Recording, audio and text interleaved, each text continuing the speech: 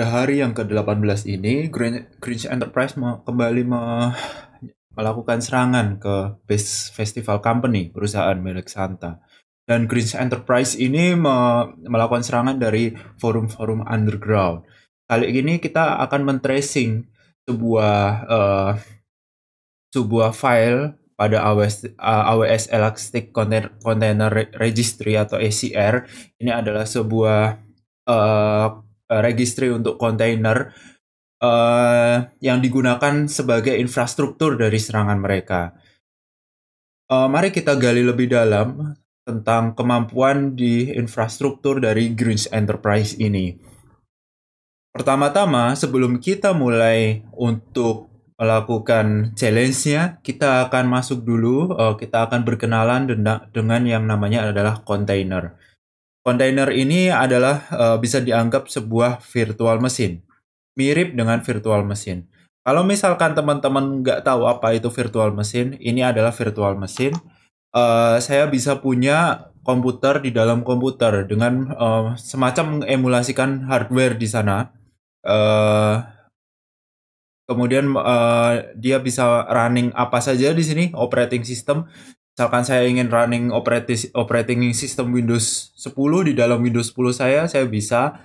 Saya mau running Kali Linux di dalam di dalam operating system saya juga bisa.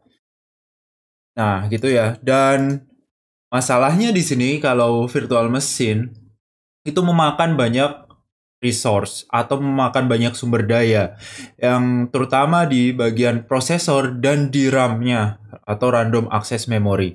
Di sini mungkin saya menggunakan RAM 32 GB dan Kali Linux ini VM Kali Linux makan 4 GB dan Windows saya makan 4 GB dan saya masih butuh RAM juga untuk running di operating system asli saya itu butuh sekitar 4 GB juga. Jadi total 12 GB udah kepake sendiri. Dan belum lagi kalau saya buka browser di sana. Ini bisa jadi sangat resource intensif, artinya bisa memakan banyak resource kalau misalkan kita hanya menggunakan virtual machine ini aja. Jadi ada sebuah teknologi yang namanya adalah container. Container ini dia bisa menggunakan resource itu saat dibutuhkan saja dan sejumlah yang dibutuhkan saja. Jadi saat kita melakukan misalkan virtualisasi terhadap sebuah image dari operating system, saya nggak harus secara keseluruhan itu membuka operating systemnya. Kalau di sini kan saya membuka Kali Linux dan saya simulasi kali saya virtualkan semua environment saya virtualkan semua proses saya dimulai dari operating system. Tapi bagaimana kalau misalkan yang divirtualisasikan itu hanya sebagian kecil aja, ya hanya yang dibutuhkan aja, itu mungkin hanya memakan RAM sedikit, mungkin hanya 100 mega, nggak sampai 4 giga seperti yang saya pakai saat ini. Makanya sekarang banyak yang menggunakan yang namanya container, dan container ini menjadi salah satu hal esensial bagi microservice. Salah satu container yang terkenal disebut dengan Docker. Dan Docker ini ada beberapa teknologi di belakangnya yang mendukung agar Docker ini dapat bekerja. Yang pertama adalah Docker API. Jadi kalau misalkan mesin ini untuk komunikasi antara mesin Linux mesin dengan Docker Daemon itu membutuhkan yang namanya Application Programming Interface atau API. Kemudian kedua belah pihak itu dapat berkomunikasi satu sama lain dengan menggunakan API ini. Kemudian kita akan bahas tentang Docker Daemon. Daemon ini kalau di Linux lah ya, itu dianggap sebagai proses yang bekerja di belakang layar. Daemon sendiri mirip dengan demon, mungkin artinya iblis gitu ya. Jadi dia ada di belakang layar nggak kelihatan seperti itu, makanya disebut dengan daemon. Ini anggapan saya aja supaya teman-teman mudah memahaminya. Tapi saya nggak tahu asalnya gimana ya. Dan di sini Docker Daemon ini digunakan untuk berinteraksi antara kontainer. Contohnya adalah image, data volume, dan beberapa kontainer artifak lainnya. Kemudian yang paling holistik di sini adalah Docker Container Image Format di sini, dan di sini adalah file format dari Docker Container, dan biasanya itu dalam bentuk tar, terutama pada versi 1. Namun ini nggak melulu seperti itu ya. Di situ ada standarnya, tapi ternyata kalau di real world-nya itu nggak selalu seperti ini. Dan kita di sini akan melakukan percobaan untuk melakukan search pada ECR atau AWS Elastic Container Registry. Nah, ini linknya teman-teman bisa klik di sini. Teman-teman bisa search segala jenis Docker yang misalkan public di sini ya, untuk sebagai repository dari container. Sekarang sebelum kita mulai masuk tantangannya, kita akan menginstal beberapa tools esensial untuk melakukan testing terhadap Docker. Jadi yang teman-teman lakukan di sini adalah teman-teman install Docker dulu di Linux teman-teman. Caranya adalah sudo apt install docker.io seperti ini. Dan ditunggu aja sampai Dockernya ini benar-benar keinstall. Oke, Docker udah berhasil keinstall di sini. Lalu teman-teman mungkin ingin mengenable Docker pada sistem terlebih dahulu. Di sini teman-teman bisa menggunakan systemctl. Sudo systemctl enable Docker. Kemudian kita kasih no supaya itu segera di-deploy saat ini. Kemudian kita juga ingin menggunakan akun kita supaya kita tidak perlu sudo setiap saat untuk melakukan perintah Docker. Kita ingin memasukkan user kita sebagai anggota dari grup Docker. Kita lihat ID-nya di sini dulu. Di sini tentu saja akun saya yang bernama CTF di sini belum menjadi grup dari Docker. Oleh karena itu, saya ingin masukkan ini menjadi grup Docker dengan sudo usermod -a kecil G besar, kemudian kita Docker, kemudian $user besar semua, kemudian enter.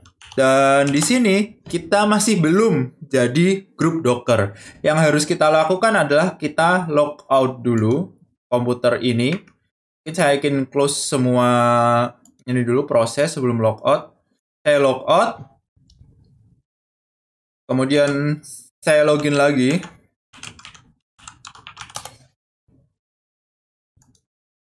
Kemudian di sini saya lihat ID dan saya udah masuk ke grup Docker. Saya buka browser lagi supaya ini ya masuk. Kita ulang lagi gitu prosesnya untuk ini. Dan kita udah punya Docker di dalam komputer kita dan akun kita udah siap untuk melakukan perintah-perintah berdasarkan dengan perintah Docker. Jadi kita bisa lihat dulu ya, misalkan Docker image di sini. Seperti itu. Nah, di sini masih kosong karena saya baru fresh install Docker. Jadi di sini saya mungkin ingin segera melihat ini ya dari galeri ECR AWS ya, kita bisa dapetin nih dari public repositorinya dari AWS ECR. Kita bisa lewat galeri.ecr.aws. Galeri ecr.aws di sini. Kemudian di sini kita bisa searching ya, Grinch. Nah, ini dari Grinch Enterprise. Ada sebuah repository Grinch AOC yang mana dia merupakan kontainer pada tantangan kali ini, dan kita bisa melakukan pull ini ya dengan kita buka ini, terus kita copy ini dengan klik tanda ini, Kemudian di sini kita pakai Docker pull. Seperti ini. Dan dia akan mendownload Docker image tersebut. Kita tunggu sampai Docker itu benar-benar sudah ke-download. Mungkin akan makan waktu tergantung koneksi dari teman-teman. Kalau semisal sudah selesai downloadnya, teman-teman bisa akses Docker file tersebut dengan menggunakan Docker run. Docker run, terus minus I kecil, T kecil, kemudian kita kopikan ini ya.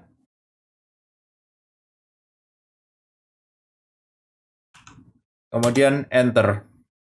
Dan di sini kita udah di dalam ini Docker ya. Mungkin agak kacau. Ini saya enter banyak. Nah, di sini kita udah di dalam Docker file tersebut.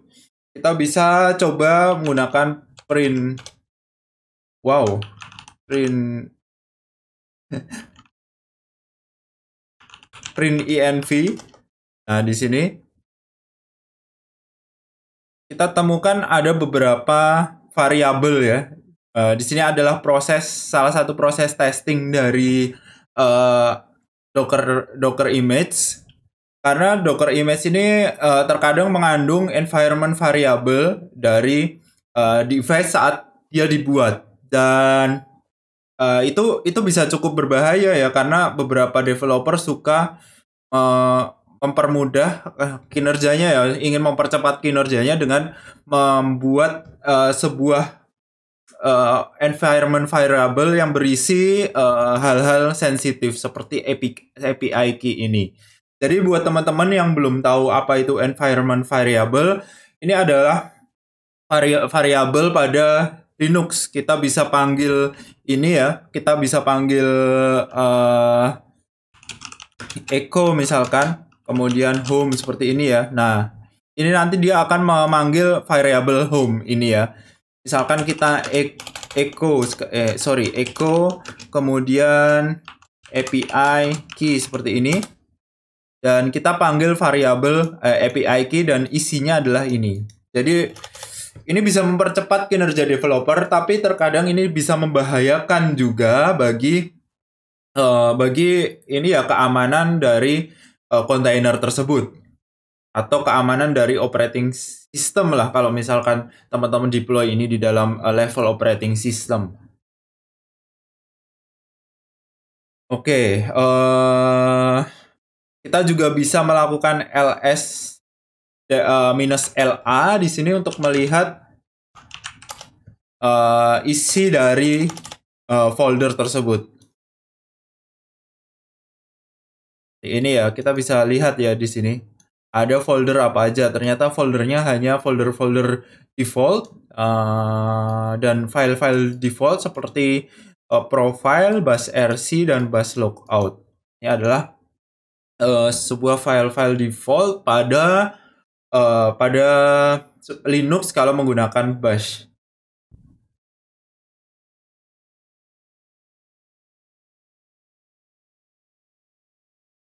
Nah, sekarang saatnya kita masuk ke dalam bonus challenge.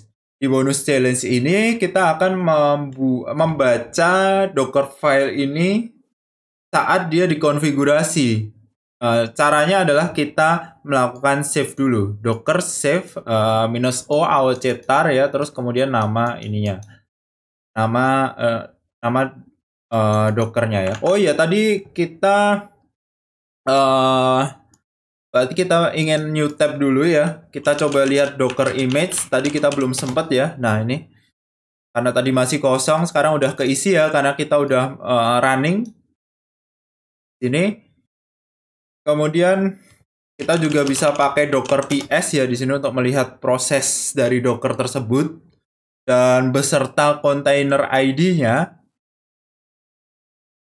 Sekarang coba kita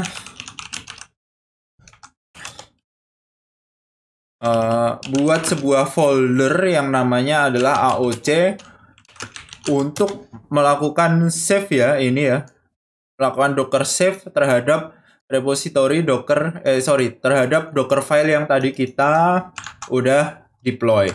Di sini kita pakai Docker save, kemudian kita sesuaikan outputnya, kita beri nama ya aoc-tar misalkan.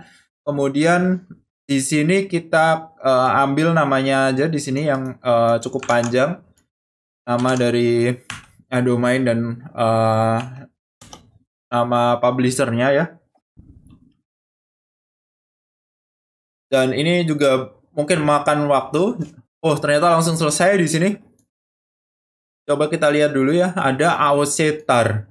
Ini. Tar ini adalah, bayangkan aja seperti zip. Jadi dia di archive seperti itu ya, sebuah file yang di archive, dikompres, dan kita bisa buka kompresnya dengan tar main extract atau xf filenya aoc.tar. Dan di sini udah kebuka nih semua ya. Mungkin kita ingin list panjang pakai ls-l -l di sini. Di sini ada beberapa folder ya. Ini folder ya. Kita tahu dari D, kalau depannya D ini adalah folder, kalau depannya minus artinya ini adalah sebuah file. Dari sebuah file dan folder. Jadi ada file yang namanya adalah ini ya, nama panjang ini merupakan SHA-256 hash dari sesuatu ya di sini, mungkin manifest JSON ya di sini. Dan kita juga bisa baca manifest JSON ini sendiri. JSON ini adalah sebuah format untuk objek JavaScript object notation yang mana kita juga bisa baca isinya. Coba kita cat manifest.json seperti ini. Oke, mungkin agak sulit di sini bacanya. Kita butuh sebuah tools untuk mempermudah kita membaca ini. Karena kalau misalkan bentuknya panjang seperti ini mungkin kurang enak dilihat ya. Dan di bagian bawah di sini ada instruksi untuk menginstal yang namanya Jeki. Ini adalah JavaScript beautifier atau istilahnya pretty print untuk notasi-notasi JSON. Kita tinggal sudo apt install Jeki untuk ini ya.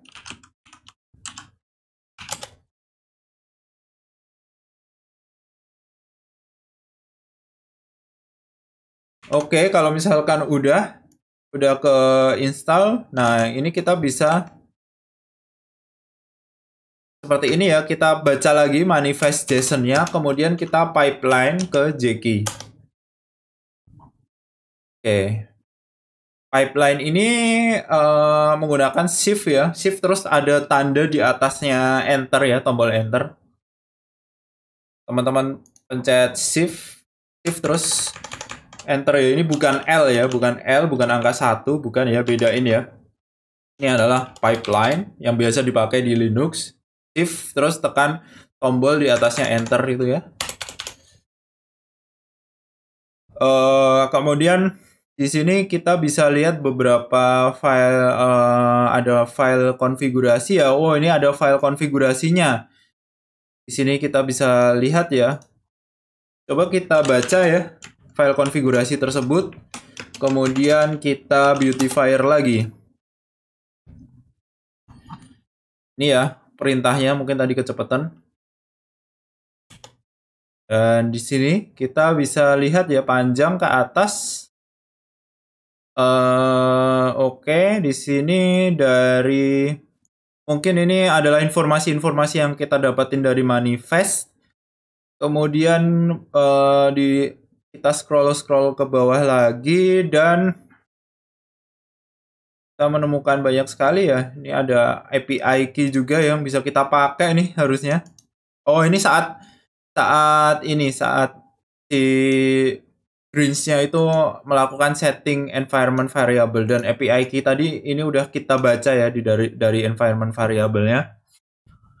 Kemudian mungkin ada satu yang menarik di sini, yaitu saat dia melakukan cloning terhadap sebuah GitHub repo. Jadi ada yang namanya env.console dari HashiCorp ini. Coba kita copy linknya, lalu kita buka di dalam browser, kita kejar. Ya, di sini ya. Env console, kemudian mungkin dari sini ya, dari readme-nya ini kita coba scroll ke bawah. Mungkin di sini ada satu variabel atau satu setting yang membutuhkan sebuah informasi kredensial. Nanti kita bisa cari di sana. Oke, di sini ada ini ya, enable to username. Ini ya butuh autentikasi berupa username, password, kemudian address-nya ini termasuk private ya, harusnya jangan sampai kebaca. Token juga ada di sana. Dan mungkin di sini kita udah tahu ya, ada username, password, kemudian alamat dan token yang bisa dipakai untuk sebagai proses autentikasi maupun autorisasi. Kemudian di sini teman-teman lihat lagi ya, di sini ada banyak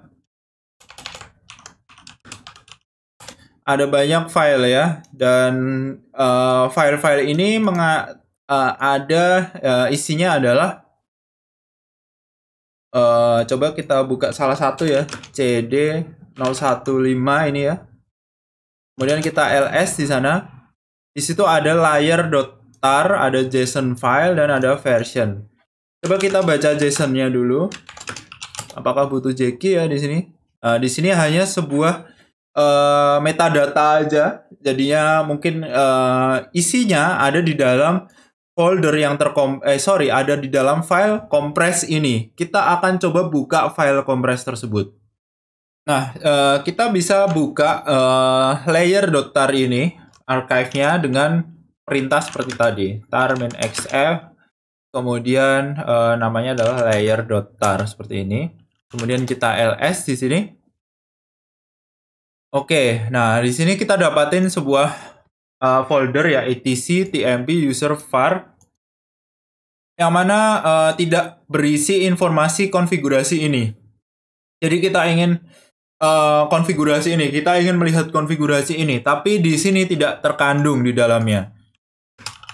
Oke, untuk itu saya akan kembali ke folder sebelumnya, kemudian kita akan melakukan listing lagi. Yang ini udah dibuka tadi ya, yang layer.tar-nya. Sekarang kita coba yang kedua, CD252, terus di tab aja ya biar cepat.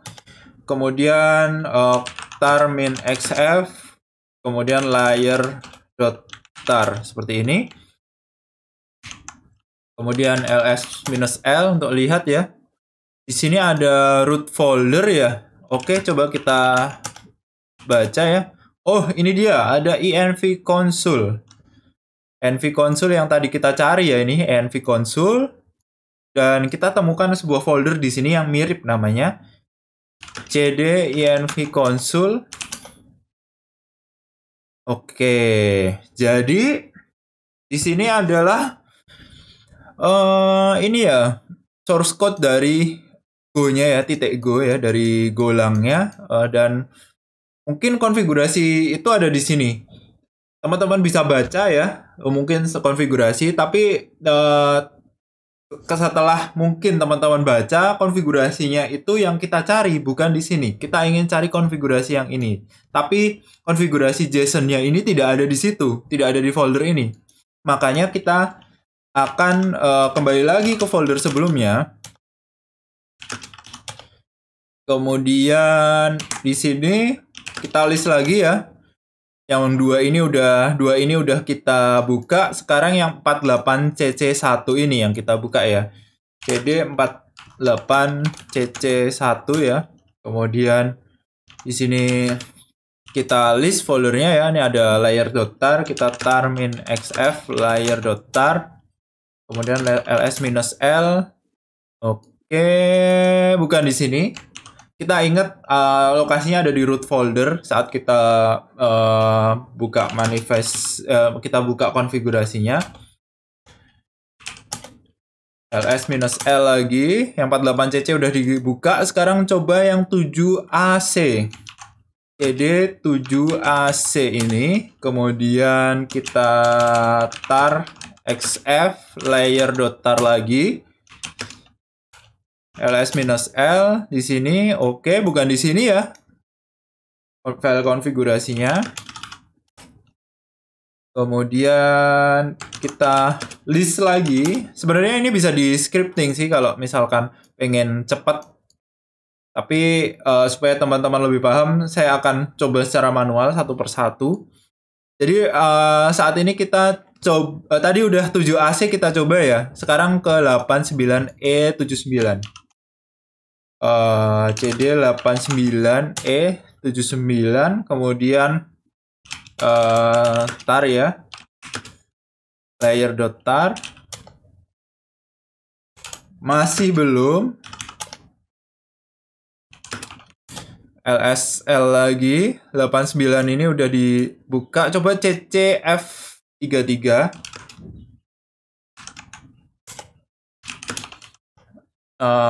Tar min xf layer tar lagi. Di sini ada root folder, lokasi di mana env console tadi disimpan. Coba kita cd root, kemudian ls-l. Oh, ada env console yang kita cari ya. Env console yang kita cari. cd env console ls-l lagi. Dan di sini dia konfigurasi yang kita cari dari tadi. cat config cl. Oke, saya ulangi lagi ya, mungkin kecepatan. cat config hcl di sini. Ini adalah lokasi konfigurasi dari evil console. env console, sorry.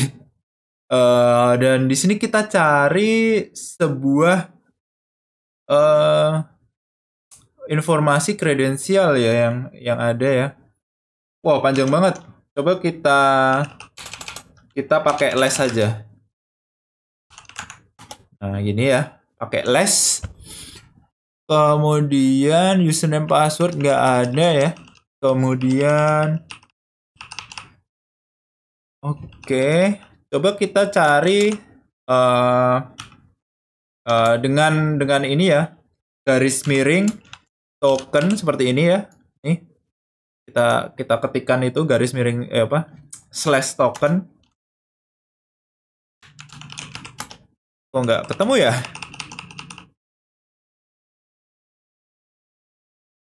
Oke. Mungkin saya akan lihat. Ini tadi udah kita cari ya, udah kita searching ini. Oh, ini pakai huruf kecil ternyata tokennya. Ada sebuah token yang tersimpan di sini. Dan di sini dipakai untuk melakukan konfigurasi atau melakukan request ke server dari env console tersebut.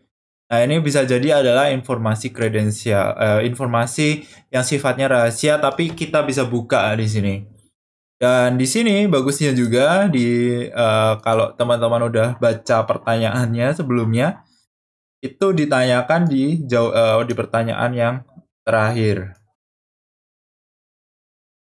Nah, di sini teman-teman udah bisa jawab ya, token value-nya itu apa.